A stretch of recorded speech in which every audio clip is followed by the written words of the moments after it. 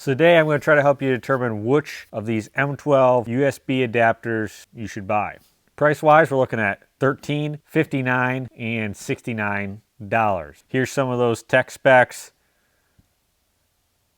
Now the knockoff, yeah, you can definitely see the quality is not there with the stickers on here and even with some of the molding. It does fit a little tighter than the legit Milwaukee. But overall, it's almost a direct copy here, at least externally. But when you do buy the Milwaukee, it does come with this nice 3-foot braided USB micro cable, and you get the power adapter such you can actually use this to charge battery. So both of them do have USB-A output, USB micro input, charge indicators, a push button here to show you on the battery indicator how much battery you have, and to provide power to the USB-A output. Both also have 12-volt output for things like heated jackets, stuff like that. Now the Rover Light, definitely a lot bigger, just the adapter by itself, but you're gaining this 700 lumen light, the USB-A output there on top, battery indicator, then we have the power button for the light, 2-position, magnet on the back, and the front LED light there swivels side to side. So all three of these are supposed to be able to output 5 volts at 2.1 amps. So we're going to go ahead and test that. Got this Klein Tools USB-A and USB-C amp draw meter. I'll leave a link below. This is a pretty cool little tool. We're going to use a fully charged battery. So I do have this DeWalt USB-A and C power output and charging adapter. And we're going to go ahead and charge this 2-amp battery and see how much amp draw we can get from the Milwaukee. So we are powered up there. We're reading 5.16 volts. Go ahead and plug this in.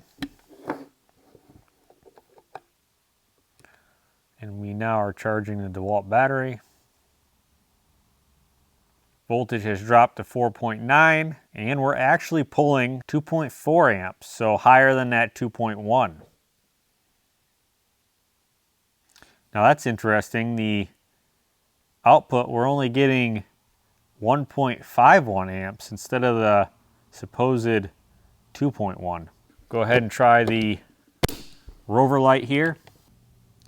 Here we're actually getting the same as a little bit more there than the knockoff. We're getting 2.41 amps. So well over what it said for output. We'll try this Milwaukee here again just to confirm, and we're still only getting 1.51 amps. So we do need to go ahead and test the charging of this adapter. I did drain this 1.5 amp hour down, so we're going to go ahead and charge it up, see how long it takes with this one and the fake one. So using these as chargers, definitely not the greatest. To fully charge this 1.5 amp hour, you're looking at over an hour and a half and 10 minutes longer for fake Milwaukee here. One thing I did notice, it shows one LED. This battery is pretty much fully drained. You put it in the cheap one, we're lighting up 3 LEDs. So that indication right there is not very accurate if you're looking for something like that to tell if the battery is fully charged or not. What is interesting, when using it as a charger, now the indicator actually shows progress on the charging. This is not the case with the Milwaukee. It doesn't show you any charging progress here. This is just strictly battery indication. Let's go ahead and rip these apart, see what they look like internally.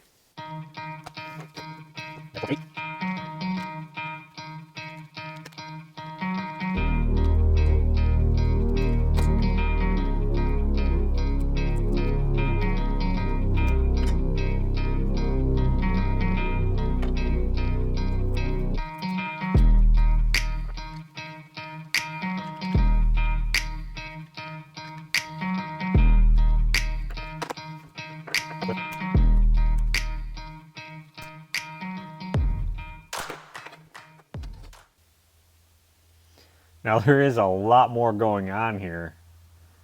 The cheap one, we're just taking that power and ground,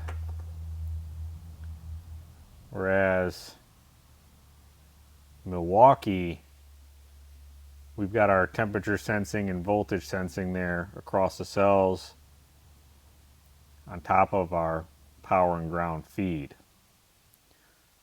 Double stacked board as well versus this single board.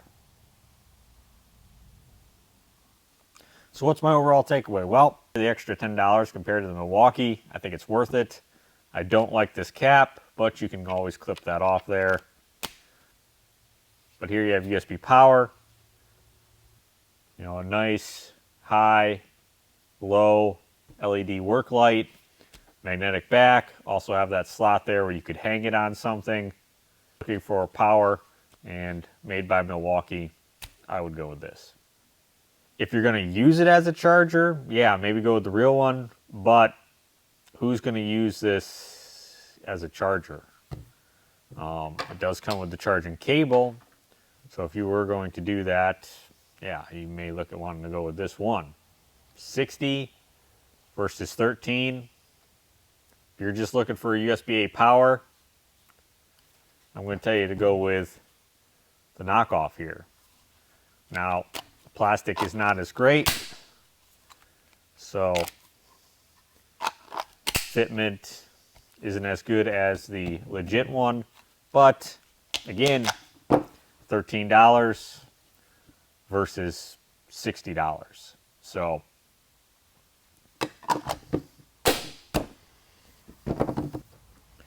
overall, yeah, my pick's going to actually be the Rover Light. Hopefully you found this video useful. Thanks for watching. I'll catch you on another one.